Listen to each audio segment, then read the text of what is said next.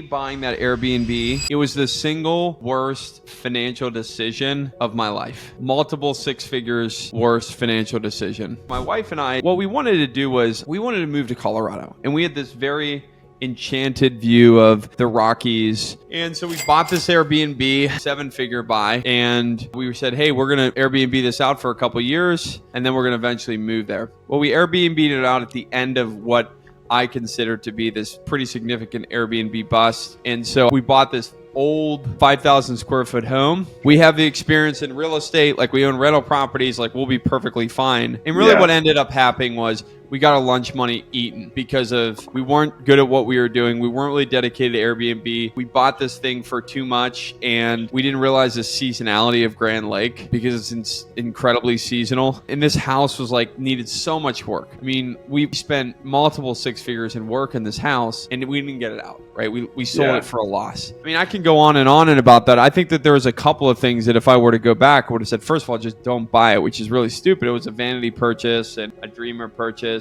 And I'm glad it didn't, tank us. But Airbnb is tough. I mean, it's literally, it's a hard business and you might get higher cash on cash returns, but the return on hassle there is just so high. It's difficult. If you don't really know what you're doing, you're not a professional operator. You're right. When you go into a market like Grand Lake, it's definitely going to be seasonal. It sounds like you let your emotions make your purchase decision, right? You really liked the spot. You thought you had this dream behind it. So you probably weren't really doing the math equation. You were just doing this will feel good to buy this property. And I see a lot of investors doing that. They make these purchase decisions. I get investors all the time who say, hey, I really want to buy a rental property. And then they'll buy a rental property that makes absolutely no sense. They didn't run the numbers. It's never going to cash flow. There's a ton of work that needs to be done on it. They're not thinking it through, but it's an emotional decision because they just want to get started. Maybe it's, I just want to get an Airbnb, even though it's not going to make any money. So that's just a stupid thing to do as an investor, but it's good that you learn from it, right? I think that going through that experience probably taught you a lot though, right? It certainly taught me a lot. I really wish I didn't have to learn the lesson, to be honest with you. Like, I remember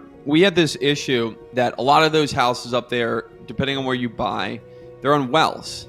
Thought our well had run dry. We had 5 bedrooms and there would be 3 people taking showers at the same time. And so the well would be working in overdrive and we're like, we need to dig another well, which is like $40,000. So basically what I came up was like, hey, let's just, instead of drilling this well, let's just put on high efficiency showers and toilets so that we can see maybe if we can, instead of spending $40K, we could spend $4,000. But the problem was we didn't really have a reliable contractor because Grand Lake's remote as hell. And so my wife literally flew out there and she was there for like 48 hours, man. I mean, everything that could have gone wrong with this house went wrong. I would agree with your earlier sentiment. It was a bright-eyed, bushy-tailed buy, right? And that's just like the worst thing you could possibly do in real estate. I don't think I talked to enough people in the market. There's just so many additional due diligence things. I used AirDNA and I said, hey, this is good enough data. And it just wasn't good enough data. So it taught me a lot, but I really wish I didn't have to learn it. It's funny because I have a good friend.